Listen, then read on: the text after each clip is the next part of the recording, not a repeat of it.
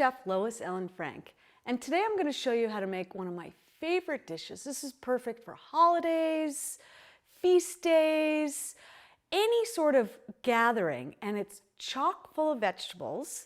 It is a play on a traditional lasagna, and we're going to call it a green chili enchilada lasagna. So let's get started. Let me show you how I would do this. First thing you want to start to do is to make your sauce. And it's just like any pasta sauce. It has a tomato base. Here we're using green chili. Green chili is yummy. And in some places you can get it frozen. In other places you may have to use it canned.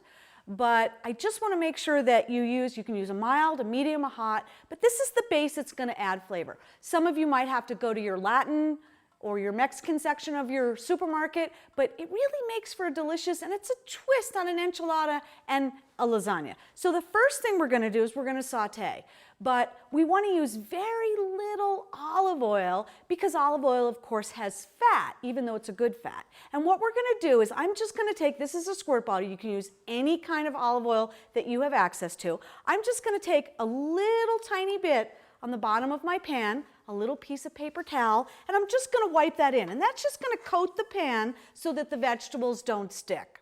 Next, we're going to saute our onion. And I use a white onion. I actually like a sweet white onion, but you could use a yellow onion. I would not recommend a red onion. I think white or yellow is going to be a little bit better. And we're just going to saute, like you would saute anything, your onion. The next thing we're going to do is we're going to add some garlic. And I do like and I do recommend that you use fresh garlic. I think it has a better flavor. Some of you might be tempted to buy that jar that's already prepped. But anytime you buy something that's already prepped, it might have something in it that we don't want. And so chopping it fresh is my way to go. If you're using a lot of garlic, you can actually put it in a Cuisinart and just grind it up really quickly. That's what I do because I use so much of it. So the next thing we're going to do is we're going to add garlic. And in this recipe, it says to use 5 cloves. If you love garlic, you're welcome to add more. I love garlic, but I am using 5 good cloves. And you can see it's been chopped quite finely. And you can hear I love the sound of things sauteing. And we're just going to stir that in. And we want the onions to actually get clear. And the next thing we're going to do is we're going to use 2 types of green chili. One is a green chili.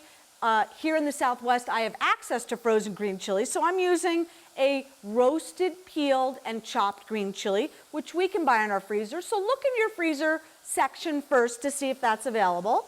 And then I'm also going to be using a jar, and this is going to be available anywhere. I like to work with some of my local families that have been in business for several generations. It brings in that history and the ancientness of using something that's local and farm raised. And so I'm just going to be using a local family product of a jarred green chili to go with that.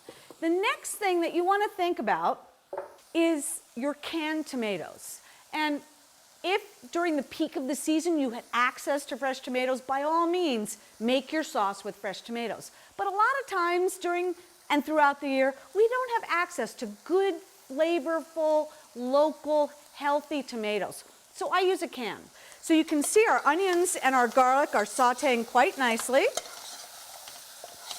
Delicious, and you can actually smell that wonderful smell of garlics and onions cooking together. So I'm going to add the green chili now.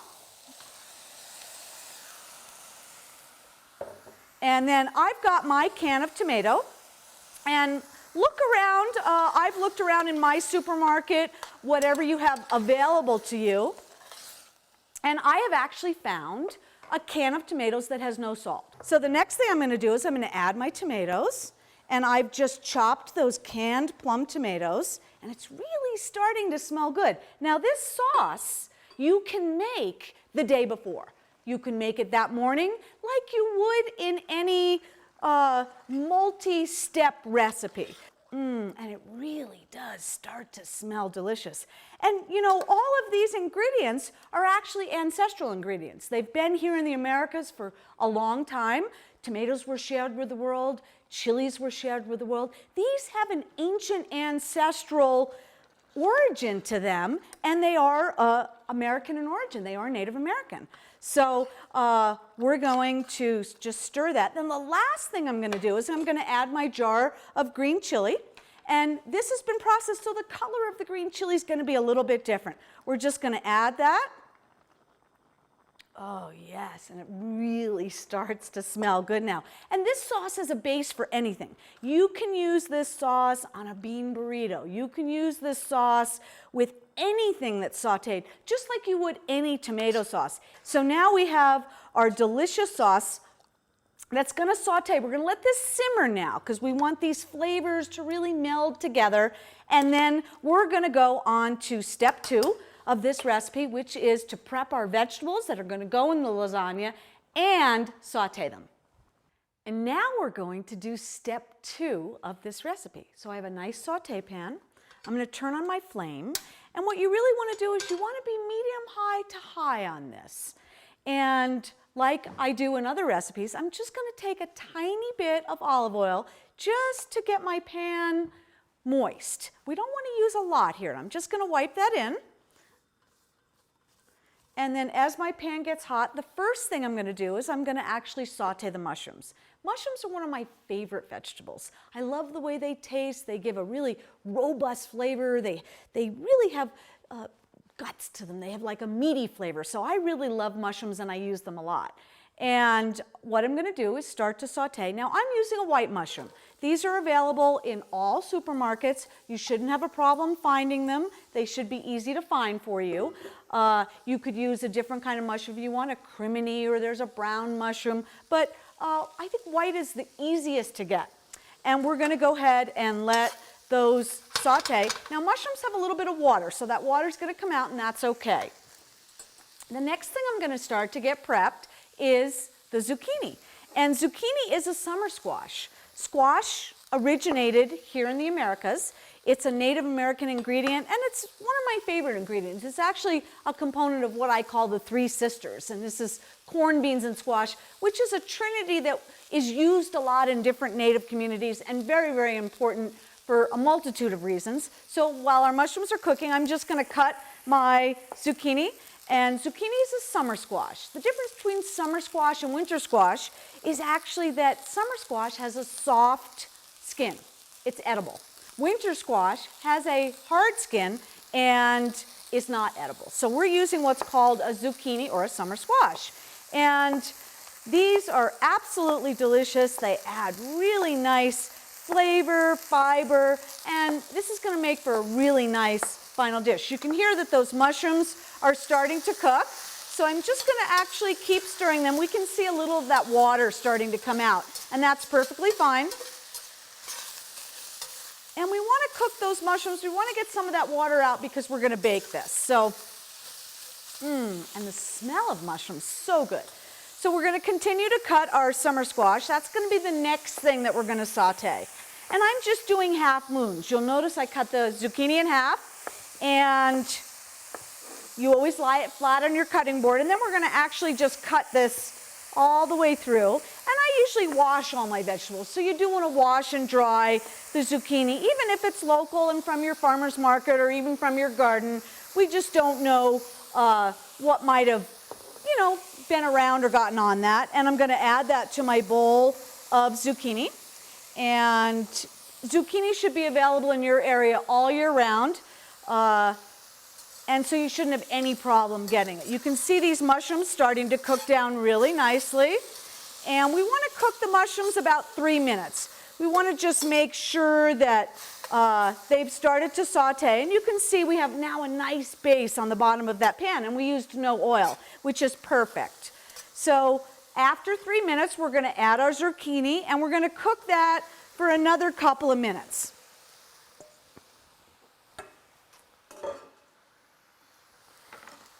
And we're just going to toss that in, let that saute a little bit. Now we don't want to overcook our vegetables. Vegetables that are overcooked, they lose their color and they lose their flavor. We really want to keep it al dente would be a great word, or slightly undercooked in this process, because don't forget we're going to put this in the oven for the last step of this recipe. Now I'm going to add a red bell pepper, and I've just diced this red bell pepper into what I would call, you know, a 1/4 inch square. Red bell peppers are sweet, they're wonderful, green, yellow, orange, and they're always sweet, they never get hot. Unlike a traditional chili, or what we would call a chili pepper, even though the term pepper is slightly inaccurate because chilies aren't really a pepper, pepper's a spice. Chilies have an ingredient called capsicum, and they get hot, so bell peppers are never going to get hot. So you can see our other ingredients here are starting to cook nicely, and we're just really sauteing off a little bit of that water. Our summer squash or zucchini actually also has water, so we want to let that cook for a couple of minutes. The next thing is nicely chopped red bell pepper, so I'm going to add that, and you can see the beautiful color in this. It really makes for a lovely dish. I love color in all of my food, and I always say eat your colors, so you want to make sure you always have a rainbow of colors, because then you're getting all different flavors and textures, and it's really just amazing when you cook. So you can see we've added all of these ingredients. Last thing I'm going to do here is saute my spinach for this dish. Now I'm going to saute the spinach, and spinach is another ancestral ingredient. It grows all over the United States, all over the Americas. If you have access to wild spinach, by all means you could use that. You want to make sure that you wash your spinach. What I've done today is I've just bought a bag of spinach from my local grocery store, and each bag, it is a 6-ounce bag, is 4 cups. So for this recipe, we're going to use 8 cups. I've washed and dried my spinach in a salad spinner, and I'm actually going to put it in my pan. Spinach cooks very quickly, and it seems like a lot, but wait till you see how much this is going to cook down. So I want to fill my saute pan with the spinach, and I just want to stir it. I'm using a dry pan. We don't need any oil or anything. As the spinach starts to cook, it's going to start to break down. We don't want to overcook it. We just want to get it soft enough to put it in the recipe. And all throughout the spring and all throughout the summer, I actually harvest my own wild spinach. Here in the Southwest, we have different kinds of spinach. It's called different things by different tribal nations, but it really makes for nice flavor. Everyone else, if you don't have access to wild spinach or you don't know how to harvest it, you can use store-bought spinach. It's going to add some wonderful flavor to this recipe, and it's my favorite. And if during some of the winter months you didn't have any fresh spinach, by all means you could use frozen spinach. I would recommend frozen versus canned, because frozen's not going to have anything added to it. And you can see that spinach is just starting to break down. So I have 8 cups in my bowl. I'm just going to add the rest of it. And as soon as it's broken down, we're going to be ready to assemble our lasagna. Now we're going to compile our enchilada lasagna. I'm using actually a clay baking dish. This is a micaceous clay. It's indigenous, but I would highly recommend that you use glass or stainless steel, whatever you have available. You do want to use a little bit of olive oil spray, or like I've been doing, rub a little bit of olive oil just to make sure that your ingredients don't stick. So we're just going to wipe that in nicely. And now we're ready to go. So the first thing I'm going to do is I'm going to take some of my sauce, nice and hot and steaming, and I'm going to line the bottom of the baking dish. And this casserole dish is about 10 inches by 11. You can use a 10 by 10. And the next thing I'm going to do is, instead of pasta for this dish, I'm actually using tortillas. I buy my tortillas at a local tortilla maker. So I would encourage you to look in your area to see if you have a tortilla shop that will sell you tortillas. If you're going to buy it at the supermarket, you do want to read your ingredients. We want to make sure that there's no fat. And most corn tortillas are made with just corn masa, salt, and water. But to be sure, you just want to make sure that you read your labels. So this is a delicious yellow corn tortilla, and I'm going to actually put this on the first layer of my enchilada lasagna. And what you want to remember is that these corn tortillas, like a pasta noodle, are going to absorb a little bit of the sauce. So you want to make sure that you make this nice and saucy. We're going to use up all the sauce that we've made. Next thing I'm going to do is I'm going to spoon a little bit more sauce on top. And I usually take my spatula and you just want to press that down. And oh, the steam is coming up. It smells so good. I can't wait to eat this. It's going to be delicious. So the next thing I'm going to do on top of our sauce is I am going to put our deliciously sauteed vegetables. So I usually start with the zucchini, the mushrooms, and the red bell pepper. We're going to sprinkle some of that. And we're only doing 2 layers, so you do want to cut in half the amount of ingredients that you have. So I'm going to use up half of my vegetables. And we want to just line that casserole dish with our vegetables. And next thing I'm going to do is put on some spinach. And you'll notice that this spinach cooked down. This is 8 cups of spinach. So we're going to, again, take half of that amount. And we're going to just make sure that we spread this nice and evenly over our dish. And that's about half. So you just want to make sure that it's evenly spread over your casserole dish. And sometimes it'll stick together. You can just use your tongs to pull it apart so that it's spread out. Oh, look at that, delicious. Next thing we're going to do is we're going to go back. We're going to add 4 more corn tortillas.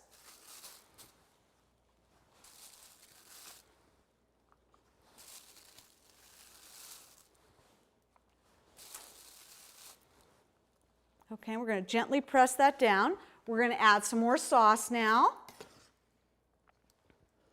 Again, spreading that evenly. And I'm going to have 1 more layer of sauce. So the sauce, rather than putting it in half, we want to put it into thirds, just so that we make sure that we have enough, because we're going to do a final layer there. And we're going to go ahead and press that down. Make sure that sauce is nice and even over our dish here. It smells so good. Now we're going to add the rest of our vegetables. I'm going to move my pan here. I want to just make sure we get all those delicious vegetables. And if you have a little bit of juice, you can leave that in the pan. And what's amazing about this dish is that it's chock full of vegetables, but we don't need any meat. You're not going to miss it. And neither will your guests or your family or your friends. And that's why it's so perfect for holiday menus or when you go to a potluck where you can bring something. It's just got lots of flavor, lots of color, and nobody's going to notice that in a normal lasagna where you would add meat that we haven't. So it's going to really take up a nice dish to be able to bring, and you're going to be able to share with your guests. Now we're going to add the rest of our spinach. I'm going to take that and put that on top. And again, if the spinach is clumping together, I just pull it apart. Get the rest of my spinach here. Oh, delicious.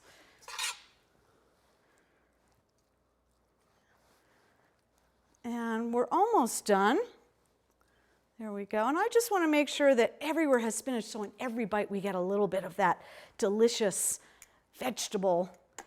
So the last thing we're going to do is we're just going to do a final layer of corn tortillas, and that's going to seal in all the moisture, all the vegetables. And we're going to top it with sauce. And it's going to go in the oven. So we really have a delicious dish. This is going to be able to feed a lot of people, and it's really it's a lovely dish to take to a party. So we're going to spoon out the rest of our sauce. I'm going to take my spatula, just make sure that that nice juicy sauce covers the whole top, okay, because we want to make sure that that moisture is sealed in. In a normal lasagna, you would top it with cheese, so we're not using cheese. So we just want to make sure that this delicious sauce covers the entire lasagna. Oh, look at that, it's yummy. And now what we're going to do, this is going to bake in the oven for 45 minutes, and it is going to be delicious. Now what we're going to do is we're going to take it out of the oven after 45 minutes. We're going to set it on a tile or a trivet, and we're going to let it cool just for a minute. If you cut it when it's hot, it has a tendency to just ooze out, and this way you let it set, and it's going to be delicious. Your guests are really going to love it.